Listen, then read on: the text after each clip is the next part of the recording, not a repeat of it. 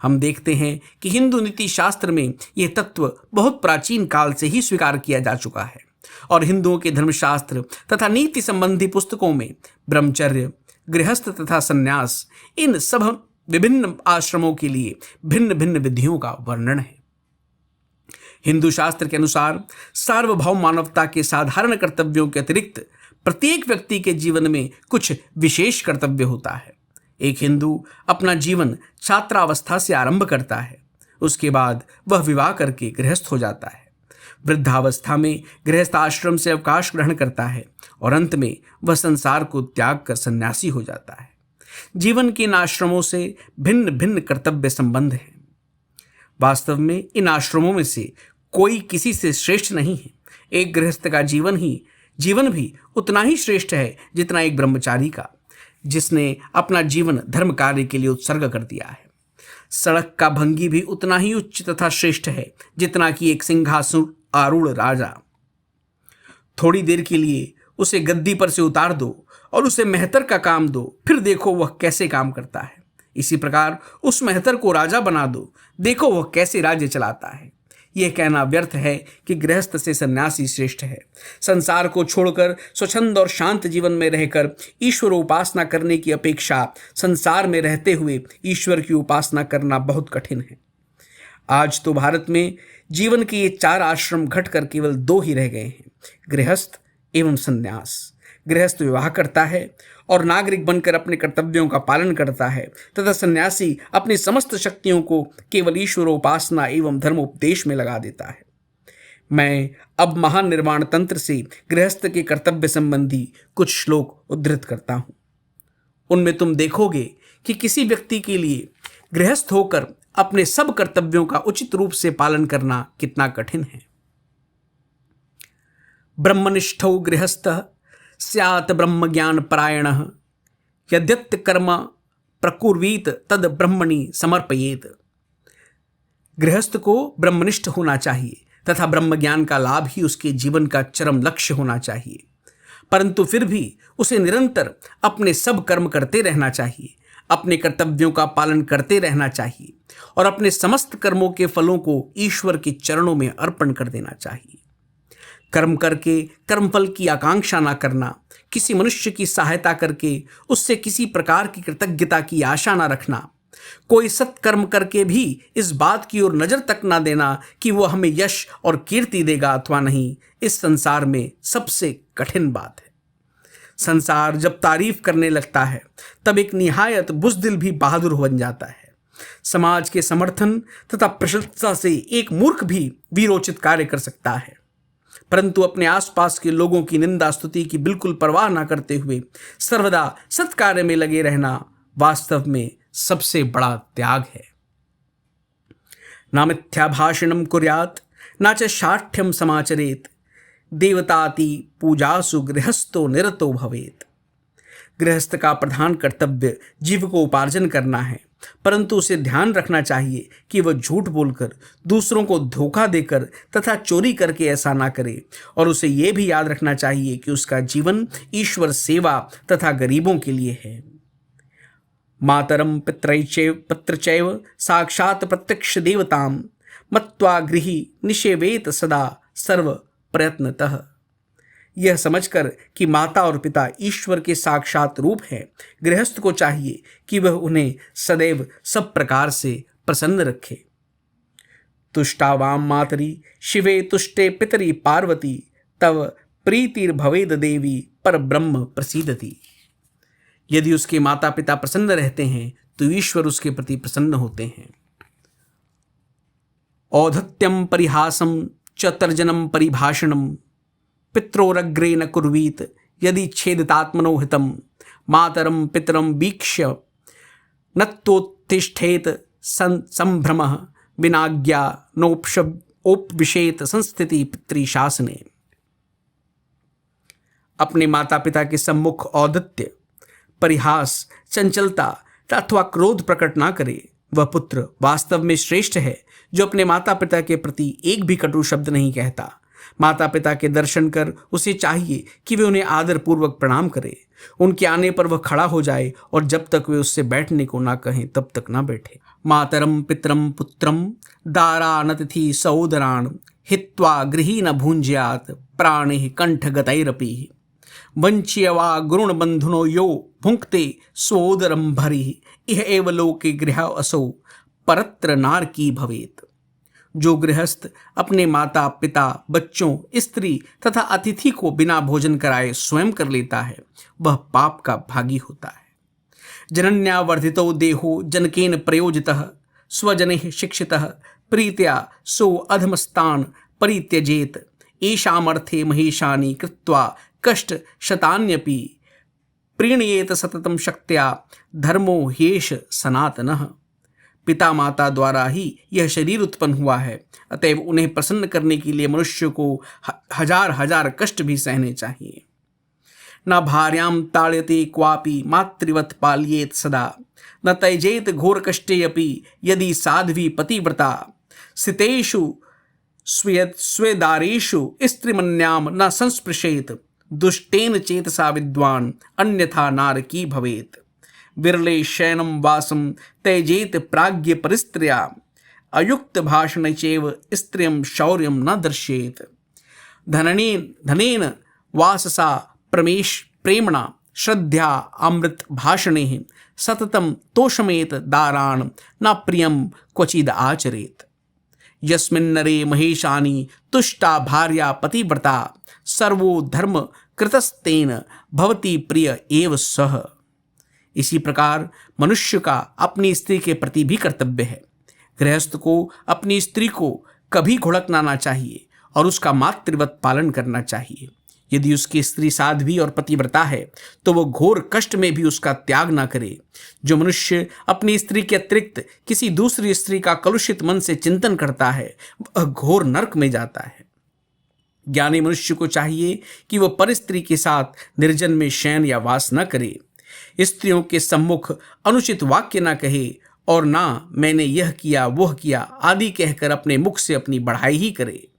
अपनी स्त्री को धन वस्त्र प्रेम श्रद्धा एवं अमृत तुल्य वाक्य द्वारा प्रसन्न रखे और उसे किसी प्रकार क्षुब्ध ना करे।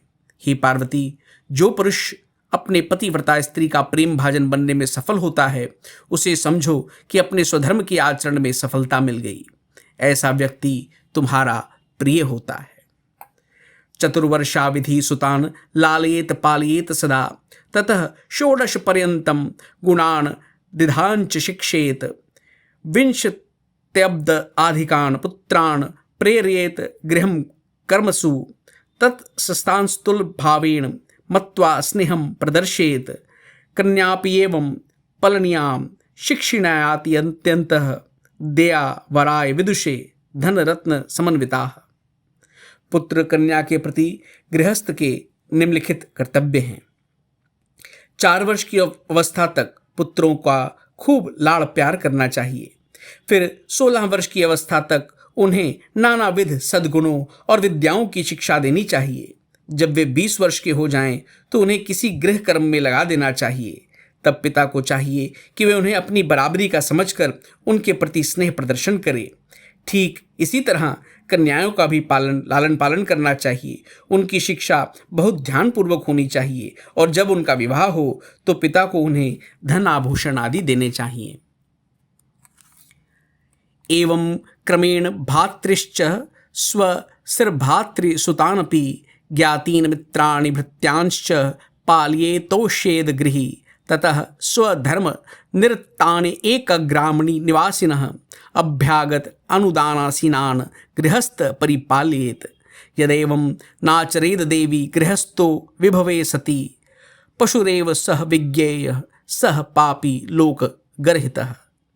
इसी प्रकार गृहस्थ को अपने भाई बहन भतीजे भांजे तथा अन्य सगे संबंधी मित्र एवं नौकरों का भी पालन करना चाहिए और उन्हें संतुष्ट रखना चाहिए। फिर गृहस्थ को यह भी चाहिए कि वह स्वधर्मरत अपने ग्रामवासियों अभ्यागतों और उदासीनों का पालन करे। हे देवी, धन संपन्न होते हुए भी जो गृहस्थ अपने कुटुंबियों तथा निर्धनों की सहायता नहीं करता वह निंदनीय और पापी है। उसे तो पशु तुल्य ही समझना चाहिए। निद्रालस्यम देहयत्नम केश विन्यासमेव च आसक्तिम क्षणे वस्त्रे नातिरिक्तं समाचरेत, युक्ताहारो युक्तनिद्रो मितवांग मित मैथुनः, स्वच्छो नम्रः शुचिर्दक्षो युक्तः स्यात् सर्वकर्मसु। गृहस्थ को अत्यंत निद्रा, आलस्य, देह की सेवा, केश विन्यास तथा भोजन वस्त्र में आसक्ति का त्याग करना चाहिए। उसे आहार, निद्रा, भाषण, मैथुन इत्यादि सब बातें परिमित रूप से करनी चाहिए। उसे अकपट, नम्र, बाह्याभ्यासांतर शौच संपन्न, निरालस्य और उद्योगशील होना चाहिए। शुरोः शूरः शत्रो विनीतः स्यात् बान्धेव गुरु सन्निधौ। गृहस्थ को अपने शत्रु के सामने शूर होना चाहिए और गुरु और बंधुजनों के समक्ष नम्र। शत्रु के सम्मुख शूरता प्रकट करके उसे उस पर शासन करना चाहिए। यह गृहस्थ का आवश्यक कर्तव्य है। गृहस्थ को घर में कोने में बैठकर रोना और अहिंसा परमो धर्म कहकर खाली बकवास न करना चाहिए। यदि वह शत्रु के सम्मुख वीरता नहीं दिखाता तो वह अपने कर्तव्य की अवहेलना करता है, किंतु अपने बंधु बांधव, आत्मीय स्वजन एवं गुरु के निकट उसे गौ के समान शांत एवं निरीह भाव अवलंबन करना चाहिए। जुगुप्सितान न मन्येत नावमन्येत मानिनः। निंदित असत व्यक्ति को वह सम्मान ना दे और ना सम्मान्य व्यक्ति का अनादर करे। असत व्यक्ति के प्रति सम्मान प्रदर्शित करना गृहस्थ का कर्तव्य नहीं है, क्योंकि ऐसा करने से वह असद विषय को आश्रय देता है, और यदि सम्मान योग्य व्यक्ति को वह सम्मान नहीं देता तो भी बड़ा अन्याय करता है। सौहार्दम व्यवहारांश्च प्रवृत्ति प्रकृति नृणाम सहवासेन तर्कैश्च विदित्वा विश्व स एततः। एक साथ रहकर विशेष निरीक्षण के द्वारा वह पहले मनुष्य का स्नेह, व्यवहार, प्रवृत्ति और प्रकृति जान ले, फिर उस पर विश्वास करे। ऐरे गैरे जिस किसी भी व्यक्ति के साथ वह मित्रता न कर बैठे, जिसके साथ उसे मित्रता करने की इच्छा हो, उसके कार्यकलाप तथा अन्य लोगों के साथ उसके व्यवहार की वह पहले भली भांति जांच कर ले और फिर उससे मित्रता करे। स्वयं यशः पौरुषम च गुप्तैः कथितं च यत कृतं यदुपकाराय धर्मज्ञो न प्रकाशेत। धर्मज्ञ ग्रही व्यक्ति को चाहिए कि वह अपना यश, पौरुष, दूसरों को बताई हुई गुप्त बात तथा दूसरों के प्रति उसने जो कुछ उपकार किया है, इन सब का वर्णन सर्वसाधारण के सम्मुख न करे। उसे अपने वैभव अथवा भाव आदि की भी बात नहीं करनी चाहिए। उसे अपने धन पर गर्व करना उचित नहीं। ऐसे विषय वो गुप्त ही रखे, यही उसका धर्म है। यह केवल सांसारिक अभिज्ञता नहीं, यदि कोई मनुष्य ऐसा नहीं करता तो वह दुर्नीति परायण कहा जा सकता है। गृहस्थ सारे समाज की नींव सदृश हैं।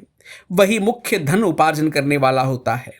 निर्धन, दुर्बल, स्त्री, बच्चे आदि जो कार्य करने योग्य नहीं हैं, वे सब गृहस्थ के ऊपर ही निर्भर रहते हैं।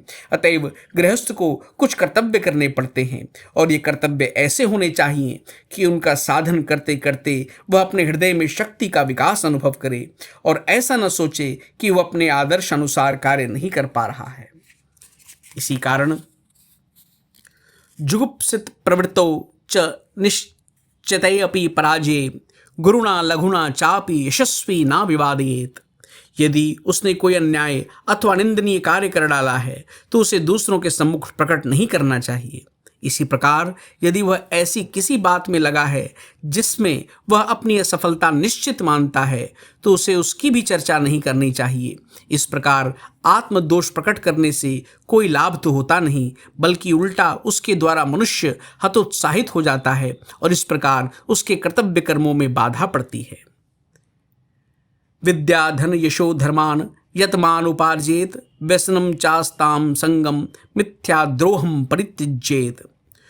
उसे चाहिए कि वह यत्नपूर्वक विद्या, धन, यश और धर्म का उपार्जन करे तथा व्यसन, द्यूत क्रीड़ा आदि, कुसंग, मिथ्या भाषण एवं परद्रोह का परित्याग करे। उसे सबसे पहले ज्ञान लाभ के लिए चेष्टा करनी चाहिए, फिर उसे धनोपार्जन के लिए भी यत्न करना चाहिए। यही उसका कर्तव्य है, और यदि वह अपने इस कर्तव्य को नहीं करता तो उसकी गणना मनुष्यों में नहीं जो गृहस्थ धनोपार्जन की चेष्टा नहीं करता वे दुर्नीति परायण है। यदि यह आलस्य भाव से जीवन यापन करता है और उसी में संतुष्ट रहता है तो वह असत प्रकृति वाला है, क्योंकि उसके ऊपर नेकों व्यक्ति निर्भर रहते हैं। यदि वह यथेष्ट धन उपार्जन करता है तो उससे सैकड़ों का पालन पोषण होता है। यदि तुम्हारे इस शहर में सैकड़ों लोगों ने धनी बनने की चेष्टा न की होती तो ये सभ्यता, ये अनाथाश्रम और ये हवेलियां कहाँ से आती। ऐसी दशा में धनोपार्जन करना कोई अन्याय नहीं है, क्योंकि यह धन वितरण के लिए ही होता है। गृहस्थ ही समाज जीवन का केंद्र है। उसके लिए धन कमाना तथा उसका सत्कर्मों में व्यय करना ही उपासना है। जिस प्रकार एक सन्यासी को अपनी कुटी में बैठकर की हुई उपासना उसके मुक्ति लाभ में सहायक होती है, उसी प्रकार एक गृहस्थ की भी सदुपाय तथा सदुद्देश्य से धनी होने की चेष्टा उसके मुक्ति लाभ में सहायक होती है, क्योंकि इन दोनों में ही हम ईश्वर तथा जो कुछ ईश्वर का है उस सब के प्रति भक्ति से उत्पन्न हुए आत्मसमर्पण एवं आत्मत्याग का ही प्रकाश पाते हैं। भेद है केवल प्रकाश के रूप भर में। उसे सभी प्रकार यश अर्जन की चेष्टा करनी चाहिए। जुआ खेलना, दुष्ट व्यक्तियों का संग, असत्य भाषण तथा दूसरों को कष्ट पहुंचाना उसे कभी नहीं करना चाहिए। बहुधा देखा जाता है कि लोग ऐसे कार्यों में प्रवृत्त हो जाते हैं जो उनकी शक्ति के बाहर होते हैं। इसका फल यही होता है कि उन्हें फिर अपने उद्देश्य सिद्धि के लिए दूसरों को धोखा देना पड़ता है। फिर सभी बातों में इस समय की ओर विशिष्ट दृष्टि रखनी चाहिए। एक समय में जिसमें असफलता हुई है, संभव है उसी में दूसरे समय पूरी सफलता प्राप्त हो जाए। सत्यम मृदु प्रियम धीरो वाक्यम हितकरम वदेत आत्मोत्कर्षम तथा निंदाम परेशाम परिवर्जेत। धीर गृहस्थ को सत्य, मृदु, प्रिय तथा हितकर वचन बोलने चाहिए। वह अपने उत्कर्ष की चर्चा ना करे और दूसरों की निंदा करना छोड़ दे। जलाश्च वृक्षाश्च विश्राम गृहम ध्वनि सेतु प्रतिष्ठितो येन तेन लोकत्रयम जितम। जो व्यक्ति सब लोगों की सुविधा के लिए जलाशय खुदवाता है, सड़कों पर वृक्ष लगाता है, धर्मशालाएं तथा सेतु निर्माण करता है, वह बड़े बड़े योगियों को जो पद प्राप्त होता है उसी की ओर अग्रसर होता है। यह कर्मयोग का एक अंग है। क्रियाशीलता गृहस्थ का कर्तव्य। आगे चलकर उक्त तंत्र ग्रंथ में एक और श्लोक आया है। न विभेति रणाद यो वै संग्राम एप्य परांग मुखः धर्मयुधे मृतो वापि तेन लोकत्रयम जितम। जो मनुष्य युद्ध में नहीं डरता, पीठ नहीं दिखाता और जो धर्म युद्ध में मृत्यु को प्राप्त होता है वह तीनों लोकों को जीत लेता है। यदि स्वदेश अथवा सधर्म के लिए युद्ध करते करते मनुष्य की मृत्यु हो जाए तो योगी जन जिस पद को ध्यान द्वारा प्राप्त करते हैं वही पद उस मनुष्य को भी मिलता है। इससे यह स्पष्ट है कि जो एक मनुष्य का कर्तव्य है वो दूसरे मनुष्य का कर्तव्य नहीं भी हो सकता। परंतु साथ ही शास्त्र के भी कर्तव्य को हीन अथवा उन्नत नहीं कहते। परंतु साथ ही शास्त्र किसी के भी कर्तव्य को हीन अथवा उन्नत नहीं कहते। हर कर्तव्य का एक अपना स्थान होता है और हम जिस अवस्था में हों उसी के अनुरूप कर्तव्य हमें करना चाहिए। इस सब से हमें एक भाव यह मिलता है कि दुर्बलता मात्र है यह है। हमारे दर्शन, धर्म अथवा कर्म के अंतर्गत यह भाव मुझे पसंद है। यदि तुम वेदों को पढ़ो तो देखोगे कि उसमें ना भयत अभिह अर्थात किसी से भी डरना ना चाहिए, यह बात बार बार दोहराई गई है। भय दुर्बलता का चिन्ह है। इसलिए संसार के उपहास अथवा व्यंग की ओर तनिक भी ध्यान न देकर मनुष्यों को अपना कर्तव्य करते रहना चाहिए।